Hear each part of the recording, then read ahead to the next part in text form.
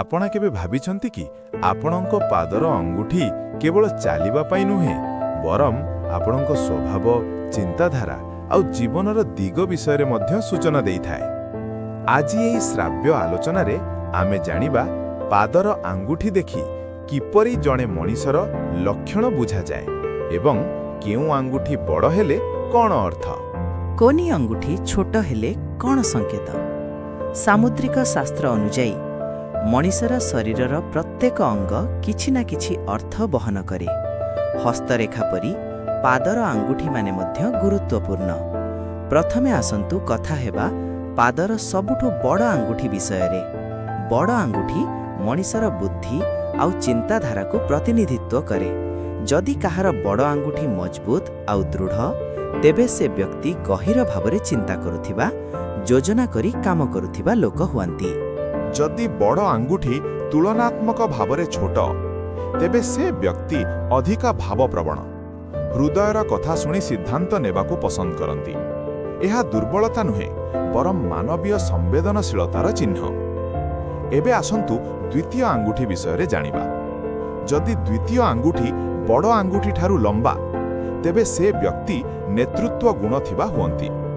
ଏପରି ଲୋକମାନେ ଆତ୍ମବିଶ୍ୱାସୀ, ନିଜ ମତାମତରେ ଦୃଢ଼ ଏବଂ ଅନ୍ୟମାନଙ୍କୁ ପଥ ପ୍ରଦର୍ଶନ କରିବାରେ ସକ୍ଷମ।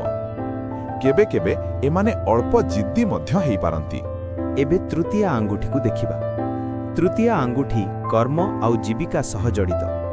ଯଦି ଏହି ଆଙ୍ଗୁଠି ବଡ଼ ଆଉ ଶକ୍ତିଶାଳୀ, ତେବେ ସେ ବ୍ୟକ୍ତି ପରିଶ୍ରମୀ, ଦାୟିତ୍ୱବାନ ଏବଂ ନିଜ କର୍ମରେ ସଫଳତା ପାଇଁ ଲଢ଼ନ୍ତି। ଯଦି ତୃତୀୟ ଆଙ୍ଗୁଠି ଛୋଟ, ତେବେ ସେ ବ୍ୟକ୍ତି ସରଳ ଜୀବନ, ମନ ଶାନ୍ତି ଏବଂ ଆନନ୍ଦକୁ ଅଧିକ ମୂଲ୍ୟ ଦିଅନ୍ତି। ଏବେ ଚୌଥା ଆଙ୍ଗୁଠି। ଏହା ସମ୍ବନ୍ଧ ଆଉ ପରିବାରକୁ ପ୍ରତିନିଧିତ୍ୱ କରେ। ଯଦି ଚୌଥା ଆଙ୍ଗୁଠି ବଡ଼, ତେବେ ସେ ବ୍ୟକ୍ତି ପରିବାର ପ୍ରେମୀ, ନିଜ ଆତ୍ମୀୟମାନଙ୍କ ପାଇଁ ଯେକୌଣସି ତ୍ୟାଗ କରିବାକୁ ପ୍ରସ୍ତୁତ। ଯଦି ଏହି ଆଙ୍ଗୁଠି ଛୋଟ, ତେବେ ସେ ବ୍ୟକ୍ତି ସ୍ୱାଧୀନ ଚିନ୍ତାଧାରାର, ନିଜ ଜୀବନକୁ ନିଜ ମାର୍ଗରେ ଚାଲିବାକୁ ପସନ୍ଦ କରନ୍ତି। ଏବେ ସବୁଠୁ ଛୋଟ ଆଙ୍ଗୁଠି ବିଷୟରେ କଥା ହେବା। ଏହି ଆଙ୍ଗୁଠି ସାହସ ଆଉ କଥାବାର୍ତ୍ତା କୁଶଳତାକୁ ସୂଚାଏ। ଯଦି ଛୋଟ ଆଙ୍ଗୁଠି ତୁଳନାତ୍ମକ ଭାବରେ ଲମ୍ବା, ତେବେ ସେ ବ୍ୟକ୍ତି ଭଲ ଭାବରେ ନିଜ ମତ ପ୍ରକାଶ କରିପାରନ୍ତି ଏବଂ ଲୋକଙ୍କୁ ବୁଝାଇବାରେ ସକ୍ଷମ। ଯଦି ଛୋଟ ଆଙ୍ଗୁଠି ବହୁତ ଛୋଟ, ତେବେ ସେ ବ୍ୟକ୍ତି ଜୁଆ ନେବାରେ ଅଳ୍ପ ସଂକୋଚ କରନ୍ତି ଏବଂ ମନ ସୁରକ୍ଷାକୁ ଅଧିକ ଗୁରୁତ୍ୱ ଦିଅନ୍ତି। ଏବେ ପାଦର ଆକୃତି ବିଷୟରେ ଜାଣିବା। ଯେଉଁ ପାଦରେ ବଡ଼ ଆଙ୍ଗୁଠି ସବୁଠୁ ଲମ୍ବା ଏବଂ ଅନ୍ୟ ଆଙ୍ଗୁଠି ଧୀରେ ଧୀରେ ଛୋଟ, ସେମାନେ ସ୍ୱପ୍ନଦ୍ରଷ୍ଟା ଆଉ ସୃଜନଶୀଳ ହୁଅନ୍ତି। ଯେଉଁ ପାଦରେ ଦ୍ୱିତୀୟ ଆଙ୍ଗୁଠି ସବୁଠୁ ଲମ୍ବା, ସେମାନେ ନେତୃତ୍ୱ ଆଉ ଉତ୍ସାହର ପ୍ରତୀକ। ଯେଉଁ ପାଦର ପ୍ରଥମ ତିନୋଟି ଆଙ୍ଗୁଠି ପ୍ରାୟ ସମାନ, ସେମାନେ ସମତୁଲିତ ଜୀବନଯାପନ କରନ୍ତି ଏବଂ ସମାଜରେ ସହଜରେ ମିଶିଯାଆନ୍ତି।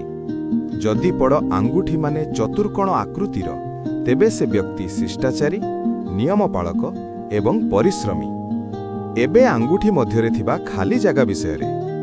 ଯଦି ଆଙ୍ଗୁଠିମାନଙ୍କ ମଧ୍ୟରେ ଅଧିକ ଖାଲି ଜାଗା ଥାଏ, ତେବେ ସେ ବ୍ୟକ୍ତି ସ୍ୱାଧୀନତା ପ୍ରେମୀ।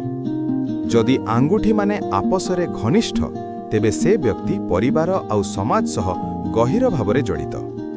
ଏହି ସମସ୍ତ କଥା ପରମ୍ପରାଗତ ବିଶ୍ୱାସ ଉପରେ ଆଧାରିତ। ଏହାକୁ ଅନ୍ଧବିଶ୍ୱାସ ଭାବେ ନେବା ଉଚିତ ନୁହେଁ। ସତ୍ୟ ହେଉଛି ମଣିଷର କର୍ମ, ପରିଶ୍ରମ ଏବଂ ଭାବନାହୀନ ଜୀବନକୁ ଆଗକୁ ନେଇଯାଏ। ଏହି ଶ୍ରାବ୍ୟ ଆଲୋଚନା ଯଦି ଆପଣଙ୍କୁ ଭଲ ଲାଗିଥାଏ, ତେବେ ଅନ୍ୟମାନଙ୍କ ସହ ଏହାକୁ ଅଂଶୀଦାର କରନ୍ତୁ ଏବଂ ଏମିତି ଜ୍ଞାନମୂଳକ ବିଷୟ ଆଗାମୀ ଦିନରେ ପାଇବା ପାଇଁ ଏହି ପରିବାର ସହ ଯୋଡ଼ି ରୁହନ୍ତୁ।